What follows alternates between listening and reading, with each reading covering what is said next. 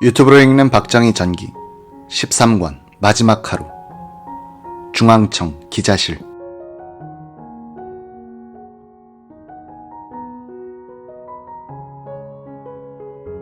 한편 김재규를 국방장관실에서 유인하여 체포하도록 했던 조약 내 보좌관은 김재규가 차에 실려가는 것을 확인한 다음 장관실로 돌아와서 노재현 국방장관에게 보고했다. 노 장관은 약간의 부연 설명을 덧붙여 장관실에 앉아있던 최규하 총리 등 몇몇 장관들에게 알렸다. 노 장관은 자신의 회고록 초고에서 그 보고를 들은 사람들이 모두들 놀라는 듯 했지만 대충 짐작하고 있었는지 큰 동요는 없었다고 썼다. 이때가 밤 12시 30분쯤이었다. 이 무렵에는 국방부 장관실에 있던 상당수의 장관들이 김재규가 수당하다는 추정에 도달해 있었다는 의미다. 갑자기 연락을 받고 나온 국무위원들은 국방부 회의실로 모여들었다. 대통령 서거를 알고 있었던 총리, 국방, 내무, 정보부장, 비서실장은 장관실에 있었다. 회의실에 따로 모여 있었던 국무위원들은 무엇 때문에 국무회의가 소집되었는지조차 모르고 있는 이들이 대부분이었다. 이날 국방부에 모인 정부 요인들 중에는 대통령이 김재규의 총탄에 맞아 죽었다는 사실을 알고 있던 이들과 대통령이 죽기는 죽었는데 생각하면서도 그 원인을 모르는 이들, 그리고 대통령이 입원한 정도의 유고일 것이라고 생각하고 있던 이들이 섞여 있었다.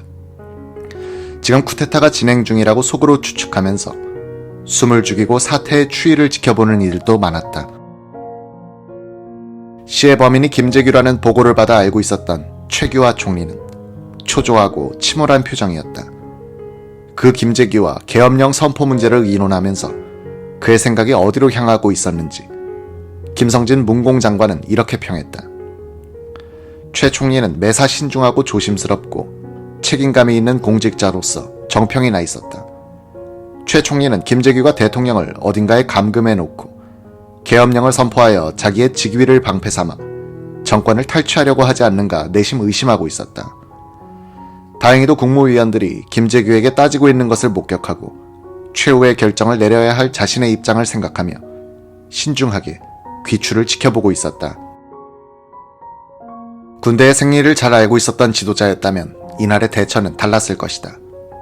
대통령이 서거했다는 보고를 받은 즉시 최규하 총리는 자신이 대통령 권한 대행으로서 국군 통수권자가 됐다는 사실을 자각해야 했었다. 경호실을 비상 소집하여 자신의 경호를 강화하는 것이 급선무였다. 이날 최규하 총리와 김계원 실장은 범인인 김재규가 장악하고 있다고 판단되는 육군본부 벙커로 가면서도 경호팀을 부르지 않았다. 무방비 상태로 국가원수가 적지로 간 셈이었다. 이는 김계원 실장이 이재전 경호실 차장에게 대통령의 서거를 비밀에 붙이고 경호실 병력의 동원을 금지시켰기 때문이었다. 국가원수를 그 중요한 시기에 경호 없이 8시간이나 방치한 것은 우리나라 경호실 역사에 남을 수치라고 말하는 이들도 있다. 반면에 육군본부 벙커와 국방부에서 정보부장 수행비서관 박흥주 대령은 권총을 차고서 또 김정섭 차장보는 그림자처럼 김재규를 따라붙어 다니고 있었다. 그래서 김재규를 두려워한 사람들도 많았다. 노재현 국방장관조차 김재규가 그들에게 눈짓만 해도 지하실에서 무슨 일이 벌어질지 모르는 불안감을 느꼈다는 것이다. 이날 밤 최 총리 옆에 막강한 경호병력이 에워싸고 있었다면 그의 태도는 보다 단호해졌을 것이다.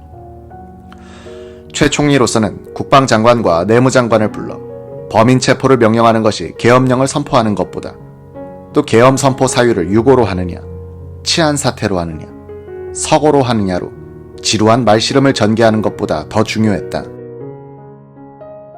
이날 밤의 혼란 상황에서 그래도 중심을 잡아가면서 대통령의 유고 시에 권력 승계를 주도했던 이로서는 신현확 부총리, 김치열 법무장관, 구자춘 내무장관, 김성진 문공장관이 꼽히고 있다. 특히 신 부총리가 중심적 역할을 했다.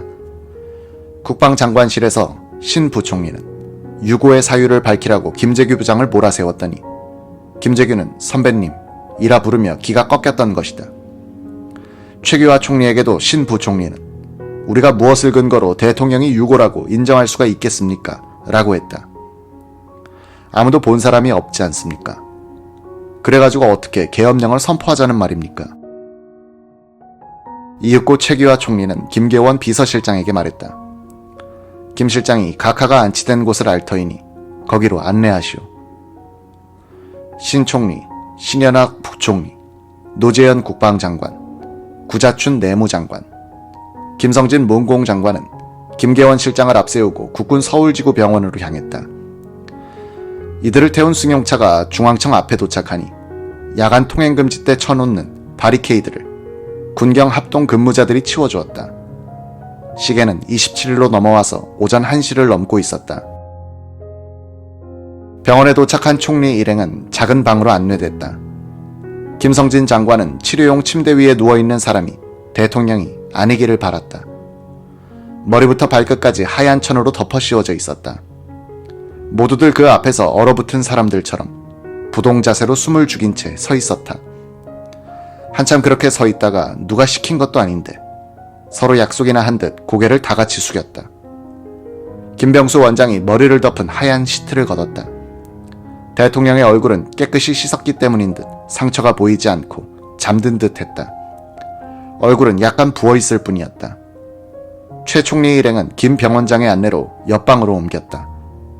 김 원장은 엑스레이 사진 필름을 갖고 와서 총상과 탄도를 설명했다. 노재현 국방장관은 병원을 나서면서 보안사 이상현 대령에게 박 대통령의 시신을 감시하고 있던 유성욱, 서영준 두 사람을 연행하라고 지시했다. 총리 일행이 국방부로 돌아와서 국무회의를 열기 전에 장관실에 들렀다. 장관실에는 군 장성들이 많이 모여 있었다. 먼저 김종환 합참의장, 유병현 연합사 부사령관이 물었다. 박 대통령이 돌아가셨으니 지금 우리 국군의 통수권자는 누굽니까? 잠시 침묵이 흘렀다. 김성진 장관이 나서서 단호하게 말했다. 헌법에 의하면 대통령 유고시는 국무총리가 대통령의 권한을 대행하게 돼 있습니다. 그러니까 앞으로 국군 통수권자는 국무총리이십니다. 누군가가 헌법을 찾아서 확인해보자고 제의했다. 책장에서 헌법을 찾으려고 해도 보이지가 않았다.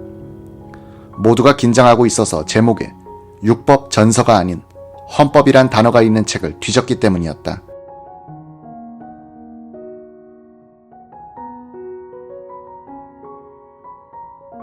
새벽 2시 국방부 회의실. 국무회의가 정식으로 열렸다. 최규하 총리가 몇 마디를 꺼냈는데 신현학 부총리가 나섰다. 조금만 계십시오. 제가 이야기하겠습니다. 신 부총리는 목을 가다듬더니 다음과 같이 말을 이어갔다. 박 대통령께서 서거하셨습니다. 우리가 직접 병원에 가서 확인하고 왔습니다. 그 사고의 내용은 앞으로 상세하게 밝혀지겠지만 이 사실을 전제로 하고 국가 위기의 수습 방안을 의논해야겠습니다. 우리 헌법은 통치권자의 공석이 있을 때 승계 순위를 명문으로 규정하고 있습니다. 그 규정에 의하면 국무총리가 승계하도록 돼 있습니다. 따라서 최규하 국무총리께서 지금부터 대통령 권한대행이 되셨으니 이 점을 국무회의에서 확인하고 넘어가야겠습니다.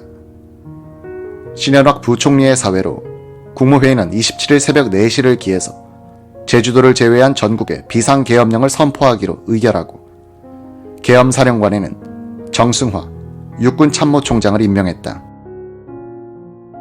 제주도를 제외하기로 한 것은 노재현 국방장관의 제안에 따른 것이었다. 전국 계엄이 되어버리면 정부의 모든 행정기관이 계엄사령관의 지시를 받고 계엄사령관은 대통령의 명령만 받게 된다. 자칫 군정이 되기 쉽다. 제주도를 제외한 부분 계엄이 되면 계엄사령관은 국방장관의 통제를 받도록 돼 있다. 정승화 총장은 자신의 회고록 12.12 사건 정승화는 말한다에서 이렇게 쓰고 있다. 나는 국방장관이 계엄에 관여하고 싶은가 보다 라고 생각했다. 나는 노 국방관은 허물이 없는 데다가 가급적 법적 테두리 내에서 질서를 찾고 국가를 안정시켜야겠다는 생각이 앞서서 부분 비상계엄을 순순히 받아들였다. 그때 내가 전국 일원의 비상계엄을 요구했더라도 반대할 사람은 아무도 없을 분위기였다. 이에 대해 노재현은 제주도를 제외하고 계엄령을 선포키로 한 것은 최규하 총리의 생각을 따른 것이었다고 말한다. 최 총리는 군을 잘 모르기 때문에 노재현 장관을 통해서 계엄사령부를 지휘하고 싶어 했다는 것이다. 육군본부는 비상계엄을 선포할 경우에 취할 조치에 대해서 세부 계획서를 작성하여 오래전부터 갖고 있었다. 정승화 총장은 그것을 갖고 와서 우선 포고문 1호를 낭독하고 의견을 구했다. 박찬현 문교부 장관이 말했다. 고등학교까지는 휴교시킬 필요가 없지 않습니까? 정 총장도 동의하여 대학교만 휴교하기로 했다. 김치열 법무장관이 질문을 던졌다. 일체의 정치 활동을 정지시킨다면 국회 활동도 포함됩니까? 정 총장은 계엄령에 대한 인준을 국회로부터 받아야 한다는 생각이 들어서 국회 활동은 보장하되 5개 집회를 비롯한 모든 정치 활동은 허가하지 않겠습니다. 라고 했다. 김치열 장관은 거듭 국회의 활동이 보장돼야 계엄령에 대한 사후 인준이 이루어질 수 있다는 점을 강조했다. 정승화 총장은 김 장관이 혁명적 성격의 계엄이 아님을 강조하고 싶어하는 것으로 이해했다.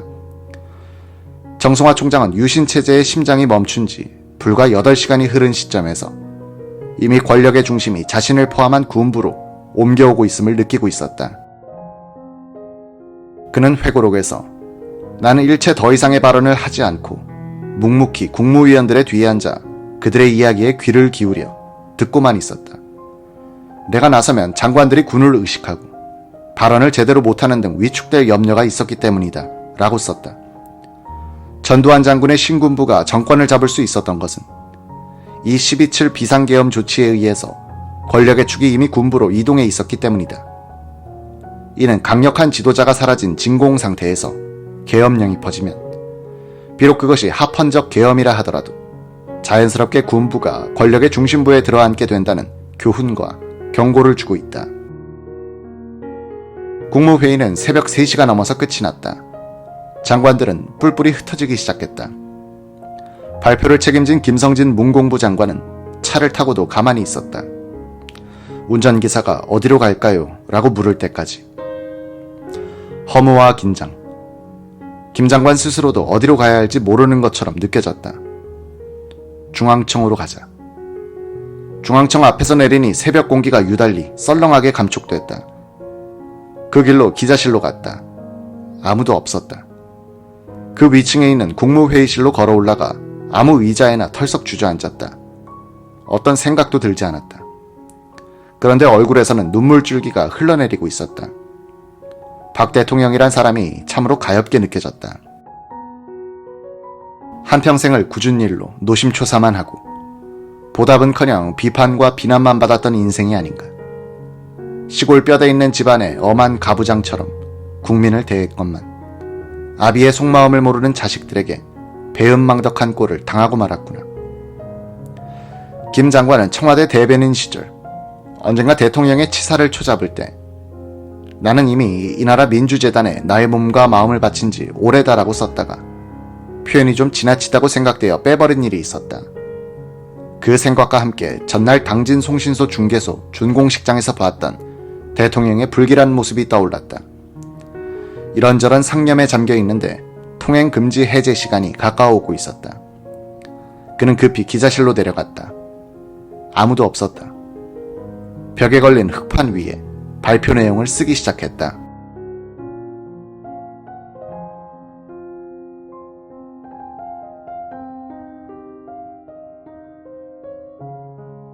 임시국무회의 발표.